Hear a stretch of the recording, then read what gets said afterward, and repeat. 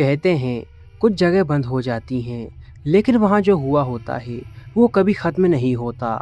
आज मैं तुम्हें एक ऐसी मानसिक अस्पताल की कहानी सुनाने वाला हूँ जिसे सरकार ने एक ही रात में बंद कर दिया, लेकिन वहाँ रहने वाली चीज़ें आज भी बाहर आने का रास्ता ढूंढ रही हैं। रूम नंबर 13, जहाँ जाने वाला कभी वापस नहीं आया, आज हम वहीं जा रहे हैं। अगर आप अंधेरे से डरते हैं तो ये कहानी आपके लिए नहीं है। वेलकम टू अनस की स्टोरी। अगर आप रात में अकेले वीडियो देखते हैं तो ये कहानी शुरू करने से पहले एक बार अपने पीछे ज़रूर देख लेना, क्योंकि कुछ जगह सिर्फ छोड़ी नहीं जाती, वो आज भी जिंदा होती हैं। और ये कहानी है एक ऐसी ही जगह की जहाँ लोग गए लेकिन कभी लौट कर नहीं आए।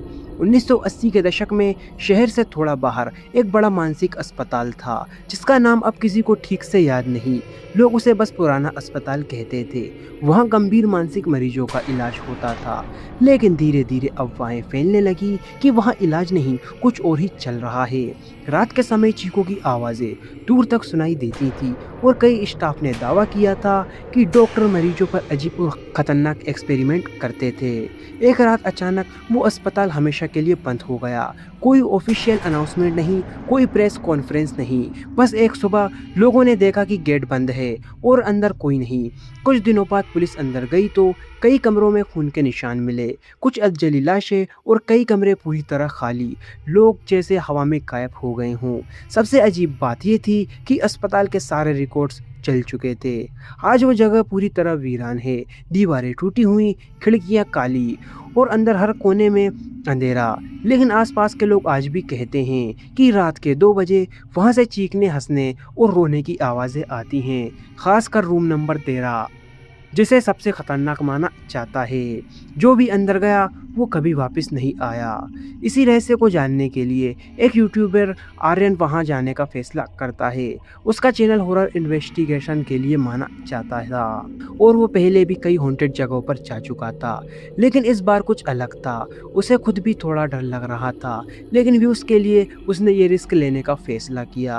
रात के करीब 1:30 बजे आर्यन अपने कैमरा और टॉर्च के साथ अस्पताल के अंदर घुसता है। दरवाज़ा खुद ब खुद चरमराते हुए खुलता है और अंदर एक अजीब सी बदबू फैली होती है।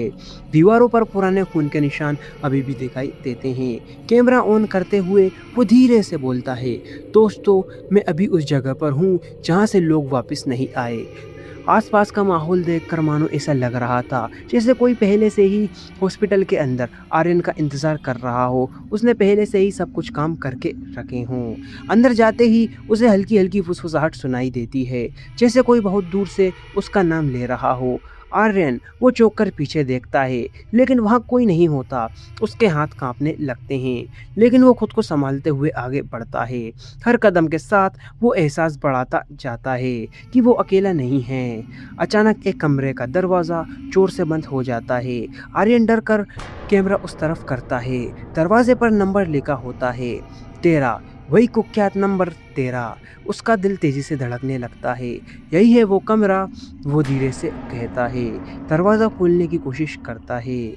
दरवाज़ा खुलते ही अंदर से ठंडी हवा का झोंका आता है। कमरे में पूरी तरह अंधेरा होता है। टॉर्च की रोशनी में दीवारों पर अजीब चिन्ह बने हुए दिखते हैं, जैसे किसी ने तंत्र मंत्र किया हो। बीच में एक पुरानी कुर्सी रखी होती है जिस पर सूखा हुआ खून लगा होता है। जैसे ही आर्यन अंदर कदम रखता है, अचानक कैमरा खुद ब खुद बंद हो जाता है। अंधेरे में उसे किसी के चलने की आवाज़ सुनाई देती है। कौन है वहाँ? वो डरते हुए चिल्लाता है। तभी पीछे से एक धीमी आवाज़ आती है, तुम्हें यहाँ नहीं आना चाहिए था, तुम्हारी ज़िंदगी की ये सबसे बड़ी गलती होगी। आर्यन पीछे मुड़ता है, लेकिन वहाँ कोई भी नहीं होता।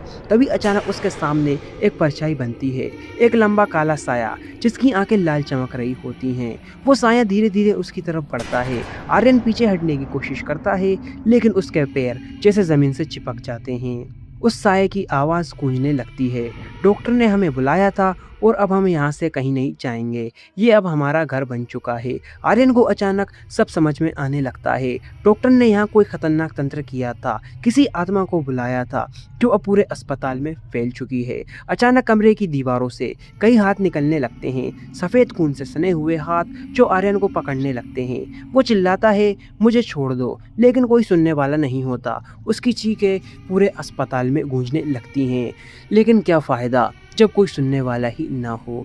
कुछ देर बाद सब कुछ शांत हो जाता है, कैमरा फिर से अपने आप चालू होता है, लेकिन अब वहाँ कोई नहीं होता, सिर्फ खाली कमरा और दीवारों पर एक नया खून का निशान, जैसे किसी ने अंदर से बाहर निकलने की कोशिश की हो। अगले दिन पुलिस को आर्यन का कैमरा बाहर गेट के पास मिलता है। फुटेज में सब रिकॉर्ड होता है, उसका अंदर जाना, उसकी चीखें और फिर अचानक एकदम से सब कुछ खत्म हो जाना।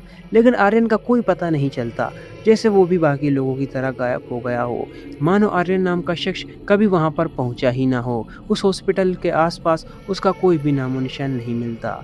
लेकिन कहानी यहीं खत्म नहीं होती, क्योंकि कुछ दिनों बाद उसी अस्पताल के अंदर से एक नया वीडियो अपलोड होता है। वीडियो में अंधेरा होता है और एक आवाज़ आती है, दोस्तों आज मैं आपको एक नई जगह दिखाने वाला हूँ। ये आवाज़ आर्यन की होती है, लेकिन इस बार उसमें इंसानियत नहीं, कुछ और ही होता है, जैसे हैवानियत। और तभी कैमरा धीरे धीरे रूम नंबर 13 की तरफ बढ़ता है, जैसे वो खुद ब खुद उस अस्पताल का हिस्सा बन चुका हो। अगर कभी आपको रात 2 बजे किसी वीरान जगह से आवाज़ आए तो उसे नज़रअंदाज मत करना, क्योंकि हो सकता है कोई आपको भी बुला रहा हो।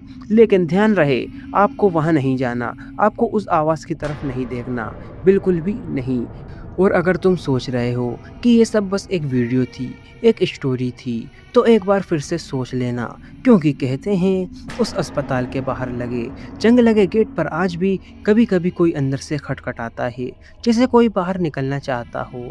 कई लोगों ने दावा किया है कि रात के सन्नाटे में वहाँ एक कैमरे की लाइट लाल जलती हुई दिखाई देती है और कोई धीरे धीरे उसी टूटी हुई बिल्डिंग के अंदर चलता हुआ नज़र आता है, जैसे वो अब भी अपनी नई वीडियो रिकॉर्ड कर रहा हो।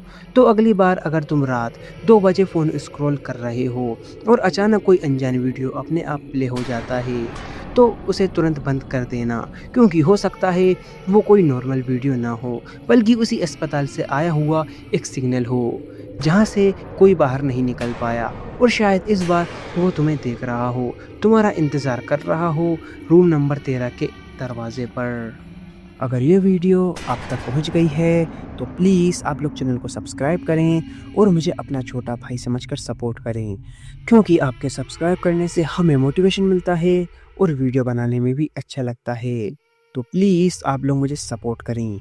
यह कहानी केवल मनोरंजन के लिए है, इसका उद्देश्य किसी भी धार्मिक या सांस्कृतिक भावनाओं को ठेस पहुँचाना नहीं है। अंत मैं मिलता हूँ आपको नेक्स्ट वीडियो में किसी नए टॉपिक के साथ। तब तक love you so much NS की जनता। अगर आप लोगों के पास भी कोई डरावनी हॉरर स्टोरी है तो आप हमें इंस्टाग्राम पर डीएम करें। जय हिंद, जय भारत। अगर आपको वीडियो अच्छी लगी हो तो प्लीज़ वीडियो को लाइक करें और चैनल को भी सब्सक्राइब करके बेल नोटिफिकेशन को ऑल पर प्रेस कर दें। Thanks for your watching.